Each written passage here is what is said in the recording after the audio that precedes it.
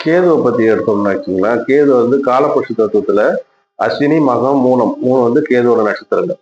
அது பாத்தீங்கன்னா முதல் கூட்டுல வந்து மேஷத்துல வந்து ஃபர்ஸ்ட் ராசிலே வந்துருது. ரெண்டாவது பாத்தீங்கன்னா சிம்மத்துல, ரெண்டாவது நாவல்ஸ் சிம்மத்துல ஃபர்ஸ்ட் வராது. மூணாவது பார்க்கும்போது தனுசுல ஃபர்ஸ்ட் வராது. அப்போ முதல்ல அந்த கேதுக்கு கொடுத்துருக்கிறதுக்கு ஏதோ ஒரு காரணம் இருக்கு. இயற்கையில வந்து சும்மா எல்லாம் கணக்கு போட்டு வைக்கல. அப்போ அது கேது வந்து முதன்மையான கிரகம், வலிமையான கிரகம். இந்த கேது வந்து லக்னத்துல இருந்தா அந்த அந்த நபர் ஒரு பற்றற்ற தன்மையும், ஆன்மீகத்துல ஈடுபாடும், அடுத்து எல்லா விதத்தையும் ஆராய்ச்சி பண்றவரும், எல்லா வித அதாவது ஒரு விஷயத்த கொடுத்தா ஆழமா ஆராய்ந்து பார்த்தா முடி எடுப்பாங்க, சீக்கிரத்துல வெளில வர மாட்டாங்க. அடுத்து அவர் எப்படி இருந்தாலும் அந்த முடி வந்துடும். அடுத்து கேது வந்து குண்டலினி சக்தியை பத்தி கேது தான் ஆராய்ச்சி பண்ணும். கேது லக்னத்துல இருக்கும்போது அந்த மாதிரி எண்ணங்கள் வர்றது போறது இருக்கும். கண்டிப்பா கேது லக்னத்துல இருக்கும்போது அவங்க கண்ணில் தெரிஞ்சிடும்.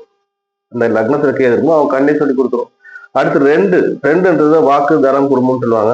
ரெண்டாம் வீட்டுல கேது இருக்கும்போது குடும்பத்துல பிரச்சனை, கணவன் மனைவி போராட்டம், பணத்துல பிரச்சனை, இதெல்லாம் இருந்தே தீரும். ஏன்னா அந்த கேது கர்மாவை கலைச்சி எடுக்கிறார். அதனால அந்த பாவத்துக்கு உண்டான விஷயங்கள் எல்லாம் கெடுத்து எடுப்பார். அத ரெண்டு இருக்கும்போது கணவன் மனைவி கருத்து ஏற்பாடு, குடும்பத்துல கஷ்டம், இதெல்லாம் இருந்தே தீரும். ஆனா இது எல்லாமே என்னன்னா மோட்சத்துக்கு அனுப்ப போறாரு. கேது வந்து முக்தியை நோக்கி கொண்டு போறதுக்கோசரம் செய்யறாரு. அவர் செய்யறது வந்து கர்மாவை கலைச்சிருக்காரு. அடுத்து மூணாம் பாவம் முயற்சிகள், சகோதரம், வில், வித்தை, பயிற்சி, இதெல்லாம். அப்போ அந்த மூணு பயிற்சி எல்லாம் வருமா? நுணுக்கமான பயிற்சிகள் கண்டிப்பா வரும். சகோதரர்கிட்ட கருத்து வேறுபாடு இருக்கும். சகோதரர்கிட்ட வந்து சரியான ஈடுபாடு இருக்காது. அடுத்து மூணு முயற்சிகள் வந்து தடப்படும் சொல்லுவாங்க. இந்த கேது வந்து முயற்சின்னு இறங்கிட்டாங்கன்னா அவங்களுடைய பலம் தனியா இருக்கும். அடுத்து நாலாம் வந்து அம்மா, தாய்மாமன், வண்டி, வாகனம் சொல்லுவாங்க. அப்ப 4ல கேது இருக்கும்போது அவங்க அம்மாவுக்கும் மனநிலை ஏதாவது பாட்டத்தை கொடுக்கும். தாய்மாமன் வருவா அந்த அளவுக்கு சப்போர்ட் இருக்காது. கேது தான் தாத்தா பாட்டி, அந்த சப்போர்ட்டும் இருக்காது. அதான் தாய் வழி தாத்தா பாட்டி. அடுத்து 5ன்றது பூர்வ புண்ணியம் சொல்லுவாங்க. புத்தி இதெல்லாம் 5ல கேது இருக்கும். அதாவது அவருடைய புத்தியா கூர்மையா இருக்கும். ஒரு விஷயத்த வந்து அப்சர்வ் பண்றது நல்லா இருக்கும். அது உள்ள எடுத்து கொடுக்குற விஷயங்கள் நல்லா தருவாங்க. அடுத்து புத்திரர்கள் வந்து புத்திர சோகம் சொல்லுவாங்க. புத்திரர்கள் தள்ளி போகலாம், அதனால திருமணம் தள்ளி போகலாம். 6ல கேது இருக்குன்னா நோய் நொடி சத்ரு இதெல்லாம். 6ல கேது இருக்கிறது ஒரு விதத்துல நல்லது, மறைவு ஸ்தானத்துல இருந்தாலும். 6 என்னன்னா அந்த தொழில் முயற்சி எல்லாம் கொஞ்சம் தள்ளி போடுறதுக்கு ஒரு வாய்ப்பு வரும். அடுத்து நோய் வந்து என்ன நோய் இருக்குன்னே கண்டுபிடிக்க முடியாது. கேது வந்து வெளி காட்ட மாட்டார், எல்லாம் உள்ளவே நடத்துவார். அவருக்கு என்ன நோய் இருக்கு எதுன்னு கடைசி நேரத்தில் தான் வெளிப்படும் 6ல கேது. அடுத்து 7ல கேது இருக்கும்போது 7ன்றது பார்ட்னர், கணவன் மனைவி, பப்ளிக் ரிலேஷன், இதெல்லாம். அதுல கணவன் மனைவி கருத்து ஏற்பாடு கண்டிப்பா இருக்கும்.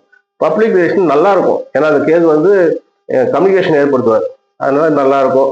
நெக்ஸ்ட் வந்து பாத்தீங்கன்னா கேது வந்து 7ஆம் வீட்டுல பார்ட்னர்ஸ் கிட்ட கொஞ்சம் எச்சரிக்கையா இருக்கும். தனிப்பட்ட மாதிரி செஞ்சா ஒண்ணு போய் 7ல பார்ட்னர் கிட்ட எச்சரிக்கையா இருக்கும். எந்த நேரத்துல எப்படி ஏமாறும்னு தெரியாது. அடுத்து 8ன்றது கண்டம், விபத்து.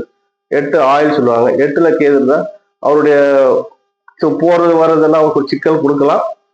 வண்டி வாகனம் போகும்போது எச்சரிக்கையா இருக்கலாம். அடுத்து வந்து 8ல கேது இருக்கிறதுனால இந்த அமானுஷ்யம் இது சம்பந்தப்பட்ட விஷயங்கள்லாம் அவருக்கு உள்ளுக்குள்ள இறங்கும். அவங்க சாதாரண பிளாக் மேஜிக் சொல்லுவாங்க, அந்த ஒயிட் மேஜிக், இதெல்லாம் வந்து அவங்களுக்கு ஈஸியா வரும். அடுத்து 9ன்றது அப்பா, பூர்வ புண்ணியம். அப்போ அந்த 9ஆம் வீட்டுல வந்து அப்பாவுக்கு வந்து இவரால பிரச்சனை இருக்கும். அப்பாவுக்கும் பிள்ளைக்கு வந்து அண்டர்ஸ்டாண்டிங், கருத்து வேறுபாடு கண்டிப்பா இருக்கும். அடுத்து 9 வந்து முன்னோர் கர்மாவை இவங்க வந்து ஏற்க வேண்டியதா இருக்கும். தாத்தா அந்த முன்னோருடைய கர்மா வந்து அவங்களுக்கு வந்து பாதிக்கும். அடுத்து 10ன்றது ஜீவனம், தொழில், கர்மா. அது 10ன்றது தொழில கொஞ்சம் ஈடுபட கஷ்டம் வரலாம். அடுத்தது அந்த தொழில வந்து பாத்தீங்கன்னா கேது சம்பந்தப்பட்டதுன்னா ஆன்மீகம் சம்பந்தப்பட்ட விஷயங்கள தொழிலா செய்யறவங்களா இருப்பாங்க. உருவ உபதேசம் கொடுக்குற மாதிரி இந்த மாதிரிலாம் அவங்களுக்கு ஒரு வாய்ப்பு கொடுக்கும். அடுத்து 11ல எந்த கிரகத்தால வெற்றியை கொடுக்கும். 11ல கேது இருந்தா பணம், அதாவது வருமானத்தை பத்தியும் மூத்த சகோதரம் ஒத்து வராது. மூத்த சகோதரம் அண்டர்ஸ்டாண்டிங் இருக்காது. அடுத்து பாத்தீங்கன்னா வந்து 11 லாபம், பணம் வந்து கஷ்டப்பட்டு சம்பாதிக்கிற மாதிரி இருக்கும். ஈஸியா அவங்க கிட்ட பணம் வராது. அது அவருடைய அந்த கட்டத்துக்கு உண்டான விஷயத்த மைனஸ் ஆக்குவார். அடுத்து 12ன்றது மோட்சஸ்தானம் சொல்லுவாங்க. 12ல கேது இருந்ததுன்னா அடுத்த ஜென்மா கிடையாது. அப்ப அந்த 12 இந்த ஜென்மால என்னெல்லாம் அவனுக்கு பேலன்ஸ் இருக்கும் அது எல்லாமே முடிச்சுட்டு போறாங்கன்னா எல்லாம் நல்லது கெட்டது ரெண்டுமே கலந்த மாதிரி வாழ்க்கை ஒரு நல்ல நிலைக்கு போய் அதுக்கப்புறம் அவங்க பயண முடியும். அடுத்து கேதுவோட தன்மையே நம்ம கர்மாவை கழிச்சு முக்தி நிலை கொண்டு போறதா, அது அந்த இடத்துல இருக்கிறதுக்கு தகுந்த மாதிரி நடத்துவார். அடுத்து கூட சேர்ற கிரகங்களை வச்சு நடத்துவார். காரகத்துவம், அந்த இடத்துக்கு அதிபதி, பாவத்துக்கு அதிபதி, இதெல்லாம் சேர்த்து பார்க்கும்போது அந்த இடத்துக்கு தகுந்த மாதிரி இருக்கிறதுலே கேது வலிமையான கிரகம்.